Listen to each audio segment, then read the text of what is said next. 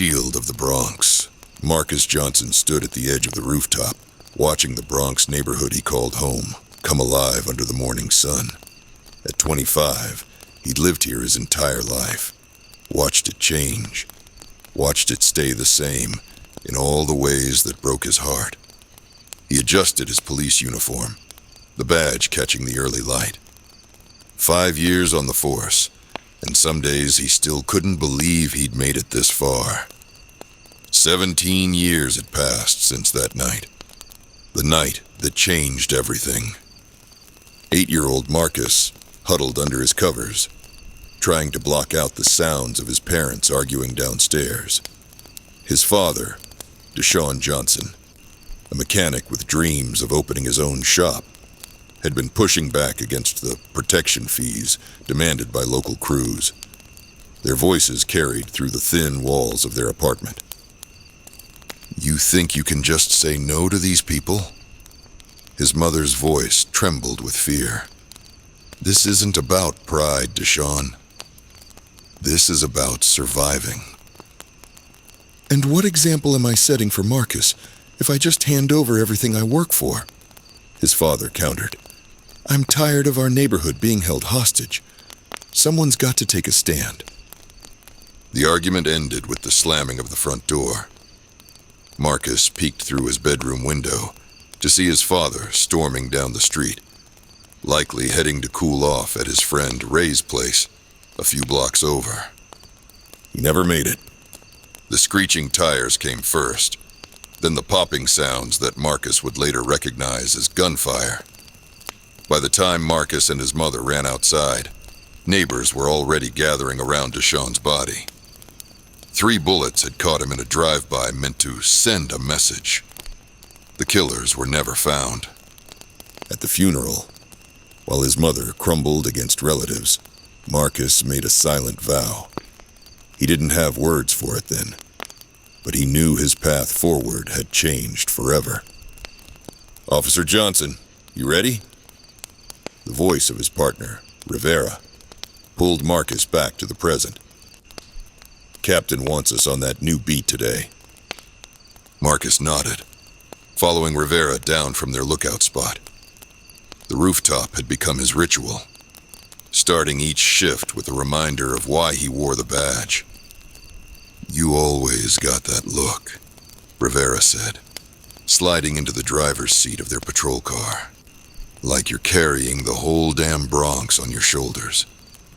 Marcus managed a small smile. "Just thinking. About your dad?" Rivera had been his partner long enough to know Marcus's silences. "Anniversary's coming up," Marcus admitted. 17 years next week." Rivera nodded respectfully as they pulled into traffic. "You talked to Intel about those case files you requested?" "Nothing new. Cold case stays cold." Marcus looked out the window at the streets he knew by heart. The corner store where he'd bought penny candy as a kid. The basketball courts where he'd spent countless hours training his body to be stronger, faster. Their radio crackled with a domestic disturbance call just a few blocks away. As they responded, Marcus thought about how he'd approached his career. He hadn't joined the force fueled by blind vengeance. His mother had raised him better than that. Instead, he'd channeled his pain into purpose, graduating top of his class at the academy, establishing trust in a community where police were often viewed with suspicion. The domestic call resolved peacefully, a small victory in a day that would bring countless challenges. By mid-afternoon, they'd responded to shoplifting, a fender bender, and broken up a fight between teenagers. After each call, Marcus made notes in his personal journal, a habit he'd developed to track patterns in the neighborhood. "You still keeping that thing?"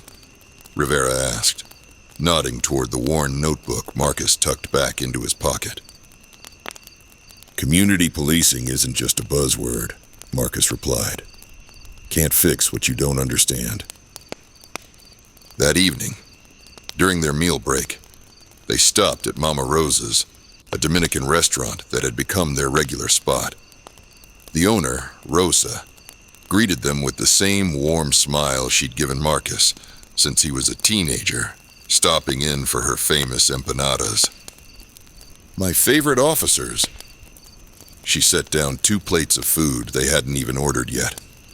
"On the house today." "Rosa, you know we can't," Marcus began. "Not a bribe, just gratitude," she interrupted. "Your community walkthroughs last month. My nephew would have been in real trouble if you hadn't connected him with that youth program instead of booking him." Marcus nodded, accepting her kindness. This was why he did the job. These small moments of change, of trust, rebuilt one interaction at a time. As they ate, Rivera's phone buzzed. He checked it, and his expression shifted. "Marcus, you need to see this." He passed the phone over. A colleague had sent a mugshot from a drug bust across town. A face Marcus recognized instantly. Tyrell Washington.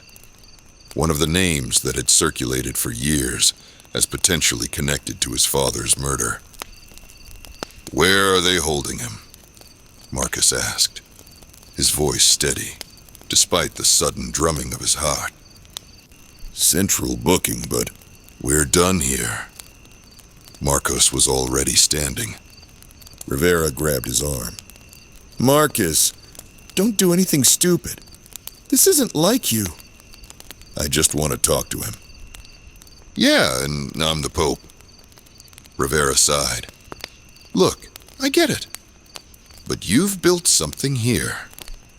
Don't throw it away on a hunch." Marcus hesitated, then slowly sat back down. "You're right. But I need to know if he was involved." "Then we do this right," Rivera said. "Through channels." Captain Torres was skeptical when they brought her the connection, but she had always respected Marcus's work ethic. "You stay away from the interrogation," she warned. "I'll have Detectives Garcia and Williams handle it. See if they can get anything on your father's case while they've got him on these drug charges." Marcus spent an agonizing night waiting, pacing his apartment, looking at old photos of his father. By morning, Torres called him into her office. "Washington talked," she said, without preamble. "Not about your father specifically, but he gave up names to reduce his own charges. One of them, Luther King, has been bragging about him making his bones with a drive-by back in the day." Marcus felt a cold certainty settle in his stomach. King. He runs that crew out of Melrose. Torres nodded. "We're building a case, but Johnson..." Her eyes locked with his. "You are nowhere near this investigation.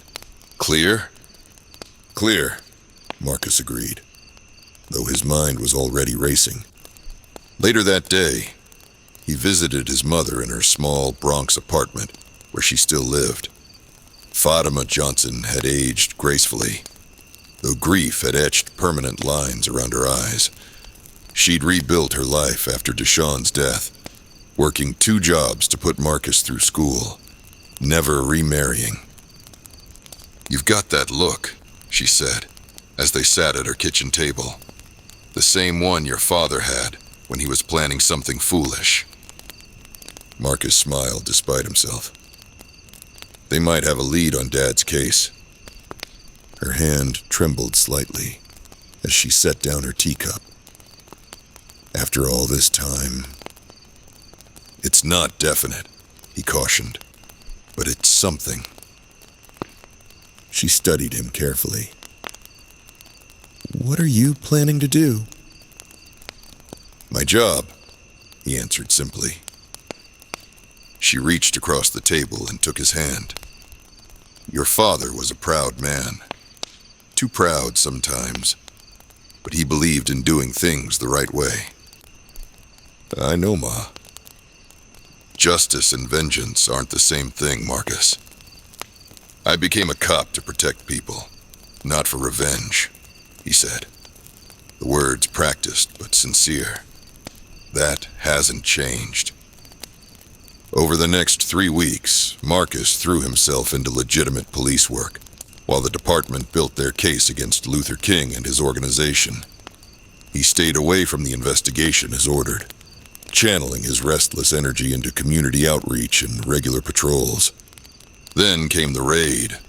Although Marcus wasn't part of the tactical team, he was permitted to observe from a distance as officers moved in on King's operation.